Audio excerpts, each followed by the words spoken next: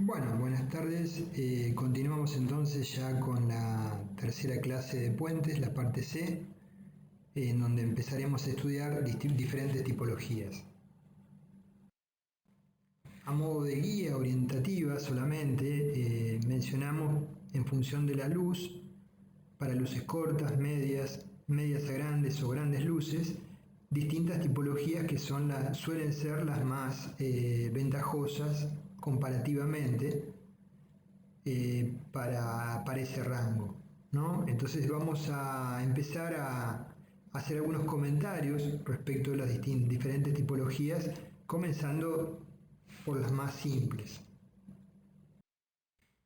Ya hemos visto sobre el final de la clase anterior la clasificación según el funcionamiento estructural y los dividimos en estructuras que trabajan a flexión simple, estructuras que trabajan a flexión compuesta y estructuras que trabajan esfuerzos directos, sean estos de tracción o compresión.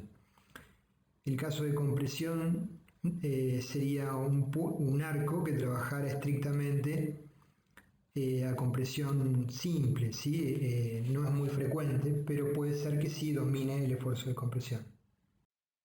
Entonces comencemos por el grupo de estructuras que trabajan a flexión simple. Tenemos un problema resistente. Para todo tablero recto, simplemente apoyado o continuo, con dos bordes libres, que serían los paralelos al eje del puente, la solicitación dominante bajo cargas de peso propio y sobrecargas es la flexión longitudinal, ¿sí? En la dirección de los apoyos.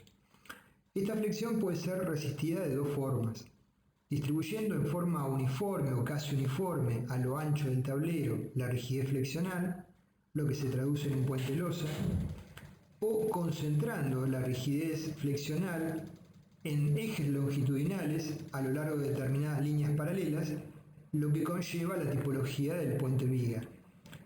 La losa superior materializa el tablero y cumple dos funciones: contribuye a la rigidez longitudinal de las vigas y reparte a su vez las cargas concentradas entre las vigas que conforman el tablero. En general, concentrar la rigidez en una serie de líneas es un criterio de economía, dado que la flexión la podemos tomar con un mayor brazo de palanca interno. En el puente losa, el brazo de palanca interno es interior a la losa, ¿sí? Y por lo tanto es aproximadamente, para tener una idea, el valor de Z, 0,8 de D más o menos, donde D es la altura útil. Con igual criterio, si tomamos un puente viga, básicamente la cabeza comprimida para momentos positivos va a estar en la losa ubicada, en la losa de compresión, y la resultante de tracción en el cordón talón inferior de la viga. Por lo tanto, lograr un mayor Z brazo de palanca interno va a ser sensiblemente más simple, y por ende la resultante de tracción va a ser menor, y por ende la cantidad de armaduras requeridas van a ser también menores. Bueno, esquemáticamente el C sería la resultante de compresión sobre el hormigón y T la resultante de tracción sobre las armaduras, y Z el brazo de palanca interno. Naturalmente, en la medida que Z se incrementa, para tomar el mismo momento, el valor de T va a disminuir, el valor de T y el de C naturalmente, pues hay un equilibrio de fuerza según el eje de la viga o de la losa. Por lo tanto, T va a ser menor y por lo tanto las armaduras resultantes o requeridas para igual momento van a ser menores. Por eso hablamos de criterio de economía. No obstante, los puentes losa para luces reducidas son estructuras sencillas de ejecutar, estéticamente agradables en algunos casos, con algunas complicaciones de encofrado, como la última que visualizamos, con una sección variable, más perfilada, y si bien tienen un peso propio importante, pueden ser secciones que sean compatibles o económicamente convenientes en función del rango de luces, ¿sí? Cuando el rango de luces no es tan importante. Entonces, consisten básicamente en una losa maciza o alivianada que apoyan entre estribos o pilas intermedias que pueden ser de hormigón armado o pretensado longitudinal. El pretensado transversal solo se utiliza para losas compuestas por segmentos longitudinales apareados, no es tan frecuente. Los puentes losas son una solución sencilla y económica, según la luz a salvar. A medida que ésta se incrementa, el peso propio suele ser determinante. O sea, si vamos a salvar una luz de 30 metros, sería muy poco razonable plantear un puente losa, ¿sí?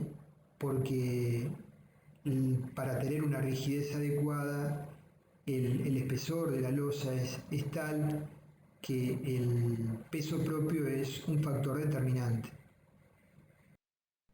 Entonces podemos comentar que para luces mayores a 20 metros, básicamente el espesor de la losa ya comienza a ser un término que es determinante y con frecuencia se disminuye el mismo colocando en su interior elementos que permiten no hacer masivo el hormigón, sino que tenga huecos interiores, ¿sí? A veces son alvéolos circulares, cuadrados o rectangulares que permiten eliminar el material y reducir el peso propio. Para ello se recurre a encofrados perdidos o reemplazo del hormigón por materiales con poco peso como telgopor. Una solución más actual constituye la utilización de tubos inflables. El consumo de acero en esta tipología oscila entre 150 kilos por metro cúbico y 200 kilos por metro cúbico, correspondiendo el más elevado a losas alivianadas. Las losas macizas tienen una muy buena rigidez torsional, ¿sí? Las losas alivianadas ya pierden parte de la eficacia de la rigidez torsional y parte de la eficacia en la transmisión transversal de cargas, que las losas macizas son óptimas en ese sentido. Las losas alivianadas pueden analizarse en general como macizas equivalentes siempre que se verifiquen algunas condiciones, que el espesor mínimo superior de la losa sea de 20 centímetros o mayor, que el espesor mínimo de la losa inferior sea cuando menos de 16 centímetros o mayor, que el espesor mínimo de las almas entre alvéolos sea de 30 centímetros o mayor y que el área total de huecos no sea mayor al 60% del área total de la sección transversal. Para vacíos mayores, la reducción de rigidez transversal de la losa es determinante, es importante. Resultan estructuras en general con continuidad, con inercia constante o variable, muy aptos para trazados curvos.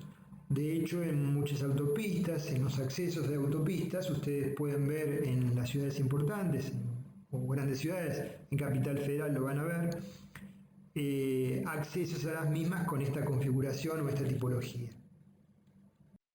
Entonces, como rango de luces en puente losa, con losas llenas, en hormigón armado, simplemente apoyadas entre 5 y 12 metros, en hormigón postezado, bueno, simplemente apoyadas o continuas, porque ya 12 metros en una losa de hormigón armado llena nos daría un elemento excesivo, ¿sí? En cuanto al peso propio. Y en hormigón postezado para losas simplemente apoyadas a continuas entre 12 y 25 metros. Eso con respecto a las losas llenas. Losas alivianadas, que tienen la ventaja de tener un menor peso propio, pero y por lo tanto conseguir mayores alturas, ¿sí? O sea, cumplir con las esbelteces límites con un menor consumo de hormigón, tienen las desventajas desde el punto de vista constructivo, o sea, deben ejecutarse por etapas, requieren de resoluciones para lograr esos huecos interiores y de un hormigonado más cuidadoso. Entonces las losas alivianadas en hormigón armado puede estar entre 12 y 24 metros y en hormigón posttensado entre 20 y 30 metros. La relación esbeltez luz-altura está en hormigón armado entre 15 y 20 y en hormigón posttensado entre 20 y 30. A los efectos del cálculo y análisis se pueden modelar por el método del emparrillado equivalente, según veremos en los conceptos en puente viga, que son aplicables a losas, o bien con software de elementos finitos tipo placa, como los que pueden visualizar ahí acá en pantalla o muchos otros más, ¿no? Depende del software que ustedes conozcan, manejen, dominen y tengan experiencia en el mismo. El puente de losa maciza presenta ciertas ventajas respecto del puente de losa alivianada, como encofrados sencillos, cimbras apoyadas en el suelo, colocación simple de armaduras y hormigonado, posibilidades inclusive de prefabricación con dovelas, y como desventaja lo que mencionamos, el peso propio en función de la luz a alcanzar.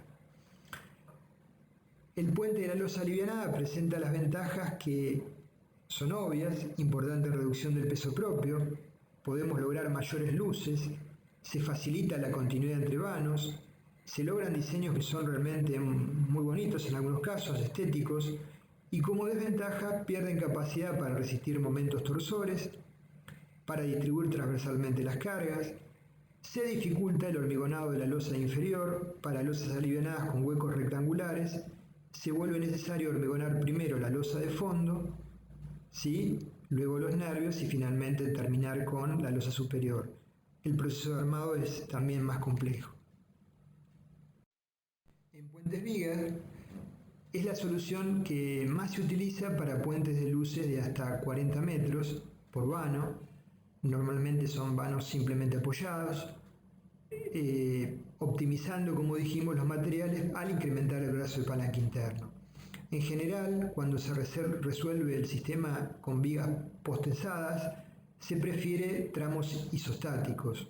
No es estrictamente necesario que así sea, pero se suelen adoptar tramos isostáticos.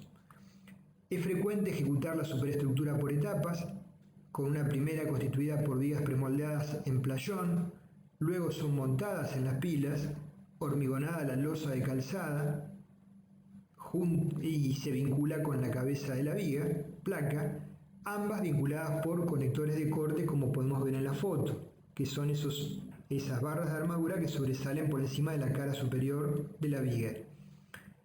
¿Sí? Entonces, en una primera etapa se hormigonan las vigas en la playa de premoldeado, como se ve en la foto de la izquierda. En este caso son vigas pretesadas con el sistema de pretensado. No sé si alcanzan a ver que tiene una cierta contraflecha negativa la viga. Es lógico que la tenga porque el esfuerzo de pretensado genera ese efecto, ya lo vimos por sí solo. Y posteriormente, según el dibujo, mediante los conectores que sobresalen de la cara superior, que quedan expuestos, se encofra la losa, se hormigona la losa in situ y queda vinculada monolíticamente con la viga. Aquí estamos viendo el esquema, un corte transversal y detalle de la viga en apoyo y en la zona interna de un puente post-tensado. En este caso es el puente que vimos que cruzaba el río Limay en la obra de Pichipicún-Leu-Fu. Vimos una foto en la clase anterior. Entonces tenemos el esquema conformado por las vigas principales, son 4, las losetas de encofrado perdido, la armadura principal de la losa, que es transversal al eje del puente, y las vigas. Acá no se ve en esta foto, pero sí vamos a ver en otras fotos los conectores de corte que vinculan la viga postesada con la losa que se hormigona en el lugar. La viga en la zona de extremos, donde se aplican las placas de anclaje, es maciza, como a la izquierda, y en la zona, el resto de la estructura está perfilada, como se ve a la derecha. Acá hemos resaltado en amarillo lo que son las losetas que forman parte del encofrado perdido, ¿sí? Que apoyan en lo que marcamos en amarillo en las recatas que se dejan en la viga premoldeada. En este caso eran de 5 centímetros por 5 centímetros, por 9 de altura, perdón, que sirven para poder desarrollar luego el armado de la losa, ¿sí? Y el hormigonado de la misma a una determinada altura por encima de, ya sea del lecho del río o en la cresta de un vertedero o en un valle, donde sea, trabajando a la altura sin tener que apoyar ese encofrado sobre una plataforma diferente.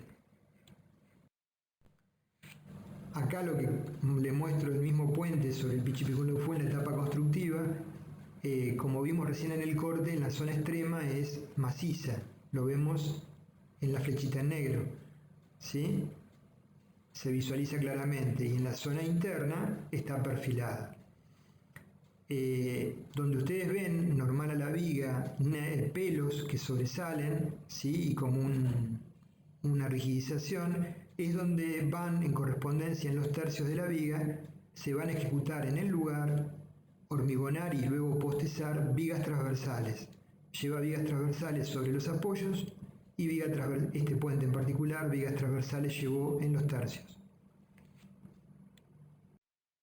Podemos conseguir de esta manera aprovechar eficazmente el hormigón del ala como cabeza comprimida de la viga para momentos positivos, que es la losa de calzada, y trabajar longitudinalmente a la losa como un elemento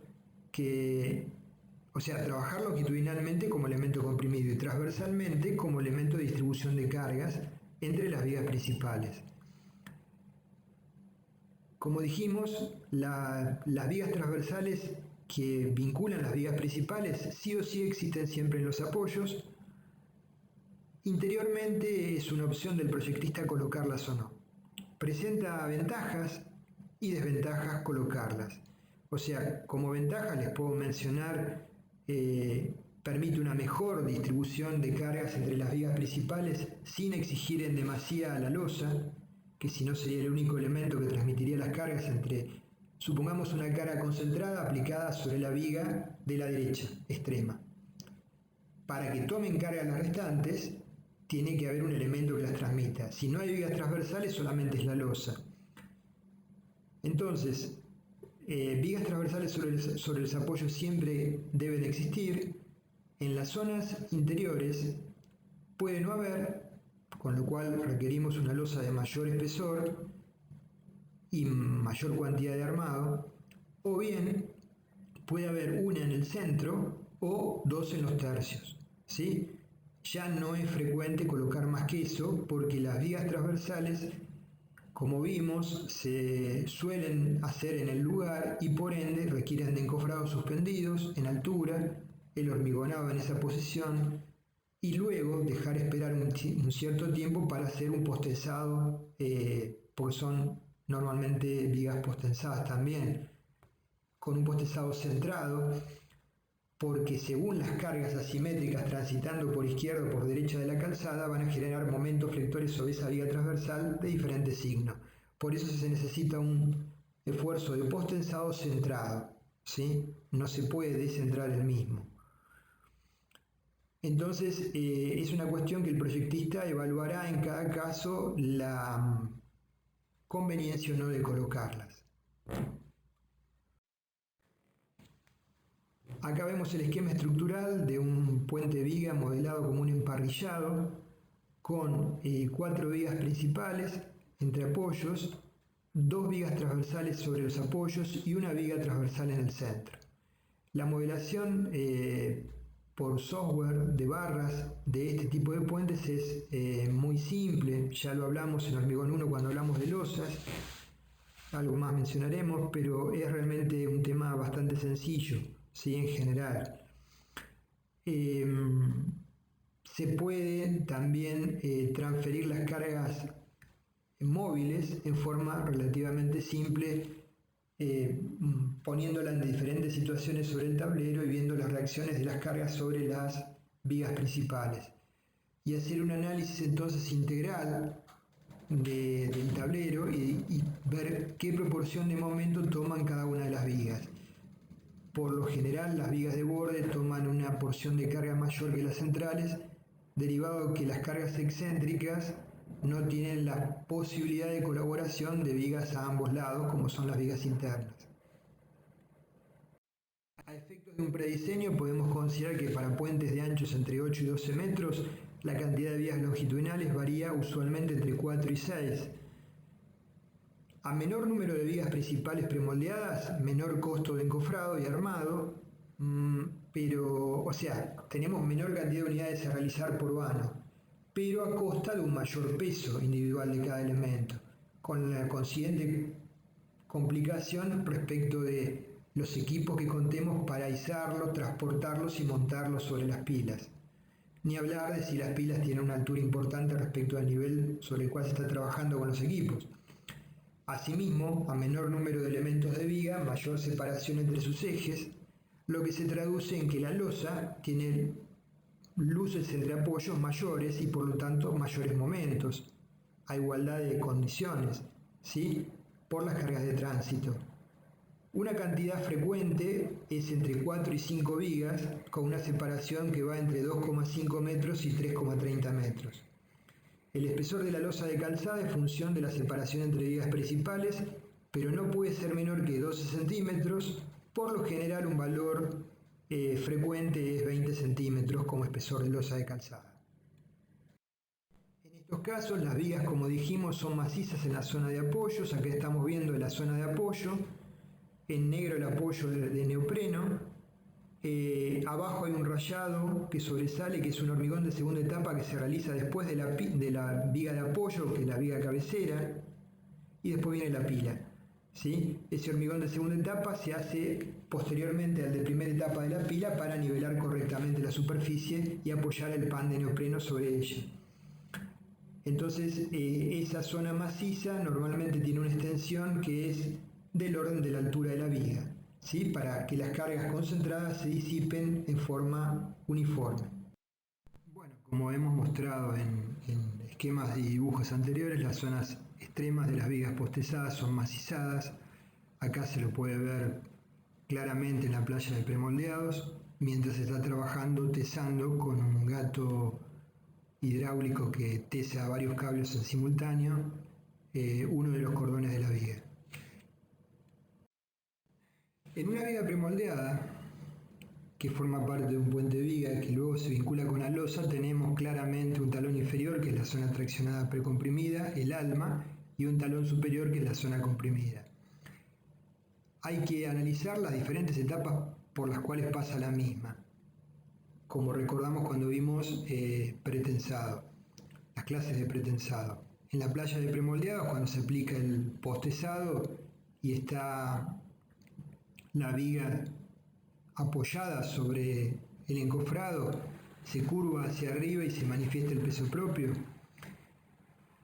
La situación cuando se montan sobre las pilas del puente, en la cual la viga es el único elemento resistente y se adicionan como cargas el peso muerto de las losetas de encofrado perdido y se hormigona la losa con los operarios trabajando arriba, el hormigón de la losa es un peso muerto más a adicionar.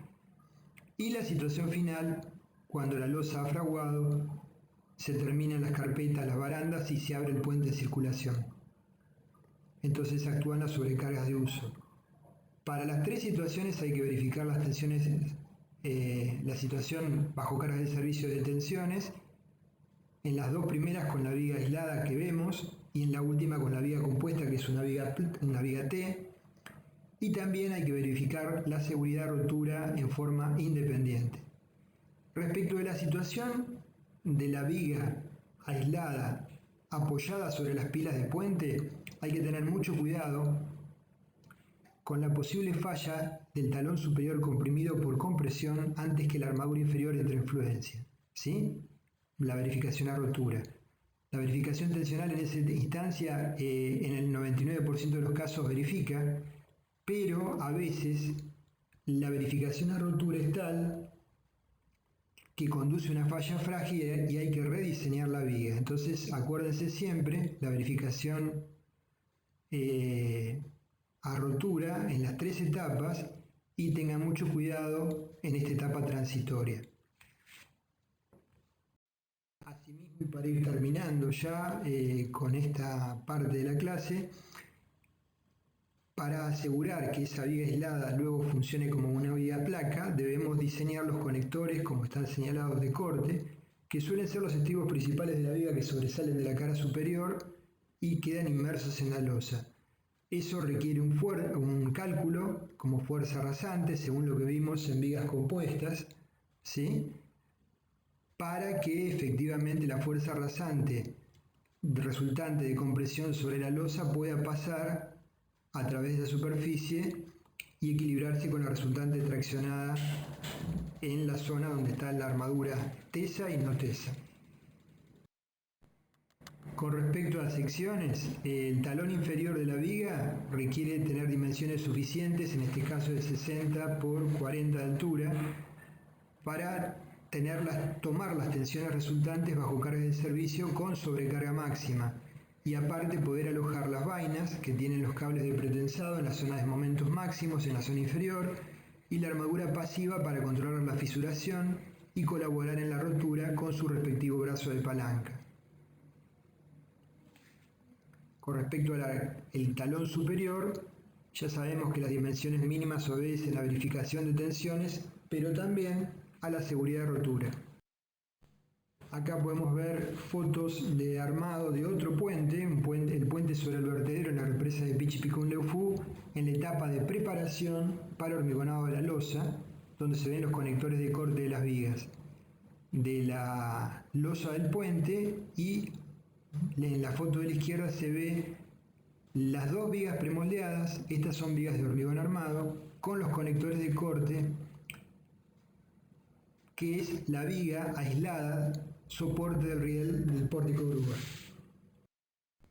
Acá podemos observar una viga premoldeada justamente del puente que vimos en la foto anterior, preparada la armadura para ser hormigonada en la playa de premoldeados.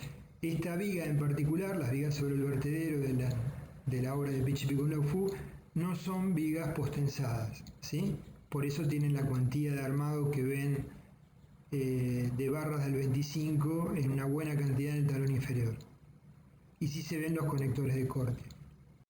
De esa misma viga podemos observar en la zona de apoyos el inserto de PVC, el manguito que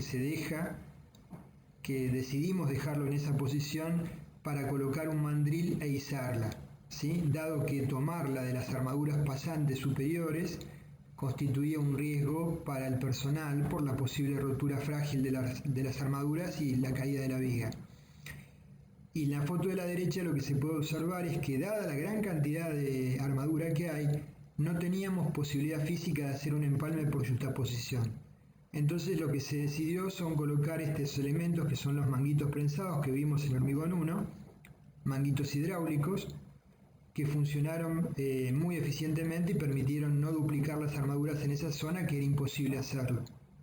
Son vigas de más de, no recuerdo con exactitud si eran de 15 metros o 16 metros, por lo tanto había que hacer empalmes. Los empalmes fueron dispuestos no todos en una posición, sino desfasados. Bueno, finalmente, de la viga del vertedero que estamos viendo de hormigón armado, vemos la zona extrema de anclajes con ganchos a 90 y los estribos horizontales que confinan esos anclajes y evitan que las armaduras ancladas con el gancho 90 se tiendan a estirar hacia atrás y romper el recubrimiento. Les comento, todos estos conceptos de diseño, estos estribos, las armaduras de alma y demás, cuando me tocó diseñarlos no existía el CIRSOC 201-2005 y la versión del código ASI 318 no era la del 2005, actualmente la 2019.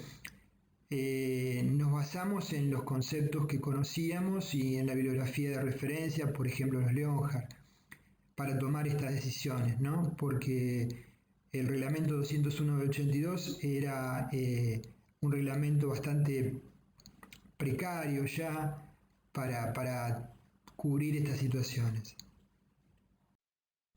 Finalmente, para terminar esta primera parte, mencionamos el rango de utilización de puentes vigas en hormigón armado de 10 a 24 metros.